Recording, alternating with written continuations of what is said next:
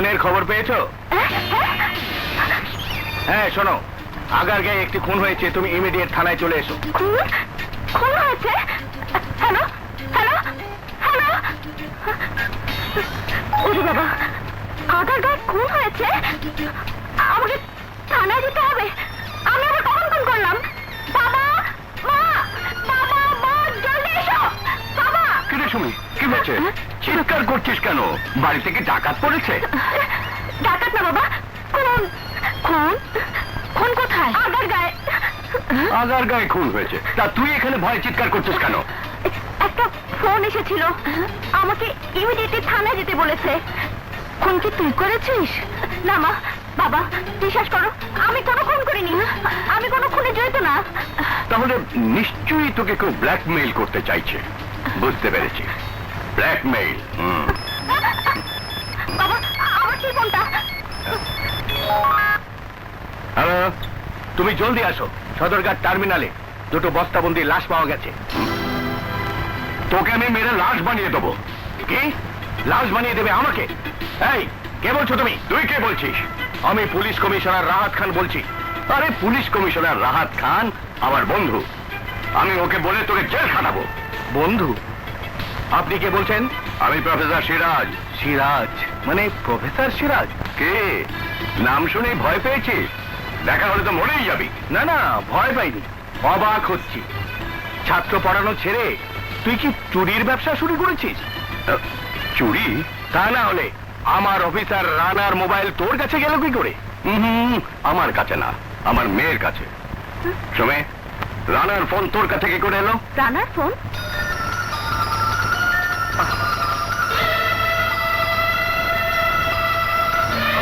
ও হ্যাঁ, মনে পড়েছে, কাল রানার সাথে আমার ধাক্কা লেগেছিল। মার্ডার করে দিয়েছিস? আরে এটা তো রানার ফোন। সরি কমিশনার, আমার মেয়ের সাথে অ্যাক্সিডেন্টালি ফোনটা পাল্টে গেছে। আমি এক্ষুনি ফোনটা ফেরত পাঠাতে বলছি। জলদি রানাকে থানায় ফোন কর।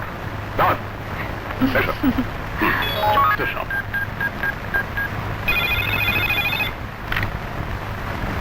হ্যালো, সরি, আমার ফোনটা আপনার কাছে চলে গেছে। আমার ফোনটা আপনার কাছে না? হ্যাঁ, আপনি স্কাউট অডিটোরিয়াম তো চিনেন, আপনি সেখানে চলে আসুন আমার ফোনটা নিয়ে। ঠিক আছে, ঠিক 12টার সময় আমি চলে আসছি।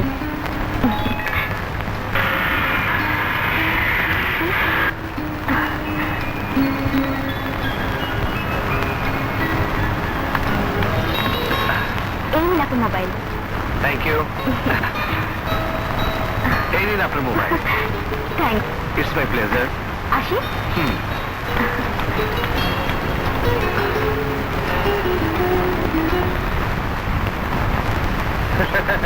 কি বললে? মোবাইল বদল করে তোমার ভাইয়া মন বদল করে ফেলেছে? জি হ্যাঁ, অথচ তুমি আমার সাথে কিছু বদল না করে মন নিয়ে গেছো। ও শিট, ওসব ব্যাকডেটেড লাভ স্টোরি। আমি মডার্ন প্রেম করি। মডার্ন ফিল্ম সেটা আবার কি? থিওরিক্যাল বুঝলে বুঝবে না, কাছে এসো প্র্যাকটিক্যাল বুঝিয়ে দিচ্ছি। আরে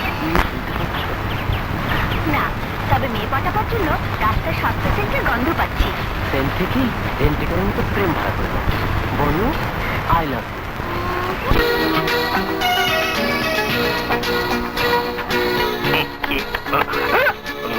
মিচ্ছুরি, তোমার রিপোর্টটা লেখা হয়ে থাকলে তাড়াতাড়ি আমাকে দাও যায়। তোমার জন্য ফেজের গেট আপ করা যাচ্ছে না। রেডি স্যার, এই নিন। এটা তুমি কি লিখেছো যে? অপরাধীদের সম্পর্কে একটা বিশেষ প্রতিবেদন, যা ছাপা হলে সারা দেশে হইচই পড়ে যাবে। অবশ্যই হইচই পড়ে যাবে যে। এটা চাপা হলে না পত্রিকা বন্ধ হয়ে যাবে যে। কি বলছেন স্যার? বলছি যে তুমি একটা পাগল কুকু, তুমি তো মেয়ে মানুষ, তুমি পাগলি হয়ে গেছো যে। লোক দেখো তুমি কি লিখেছো। Sorry sir.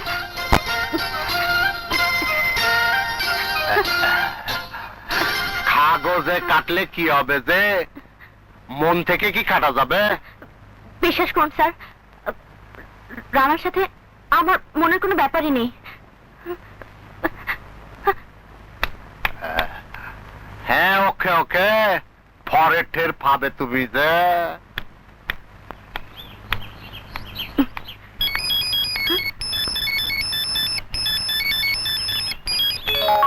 হ্যালো, সুমি, আমি তোমারই কথা ভাবছি। এখন তুমি আমার মনের মাঝখানে বসে আছো। কে কে বলছেন? রানা। ও, আপনি? ইয়েস। আমার সাথে দেখা করতে আপনার কোনো আপত্তি আছে? আপত্তি? অবশ্যই। বিনা প্রয়োজনে কেন দেখা করব? এতদিন প্রয়োজন ছিল না, আজ আপনাকে ভীষণ প্রয়োজন। সেদিন ভুল করে আপনার কাছে মোবাইল ফেলে এসেছিলাম, আর এখন মনে হচ্ছে আমার মন ফেলে এসেছি। আপনি যাব তা কি সত্যি? ইয়েস। কাল বিকেলে আমি তোমার জন্য রমনা পার্কে অপেক্ষা করব। আমি আসবো না। আসবে। নীল শাড়ি পরে, কপালের নীল টিপ দিয়ে তুমি অবশ্যই আসবে। তোমার মানে আপনার কি মাথা খারাপ আছে? হ্যাঁ, তুমি আমার মাথা খারাপ করে দিয়েছো। মনে রেখো, কাল 5টা। শুনেছো তুমি? আমি যাব না, যাব না, যাব না।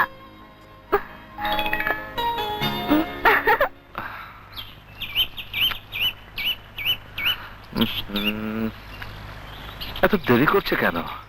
হ্যাঁ,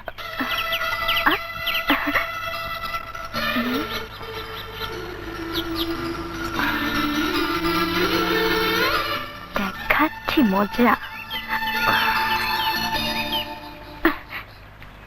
এই, কোন সাহসে তুমি আমাকে আসতে বলেছো? হ্যাঁ, আবার তাকিয়ে দেখা হচ্ছে। শুধু আসা নয়, নীল শাড়ি পরে আসতে হবে, নীল টিপ কপালে দিয়ে। কেন? তোমার নীল শাড়ি পছন্দ হতে পারে, কিন্তু আমার নাও হতে পারে। তাছাড়া আমি তোমার কথা মতো নীল শাড়ি পরবো কেন?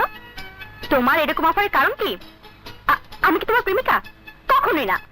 শুভে, শুভে, শুভে, প্লিজ তুমি যেও না।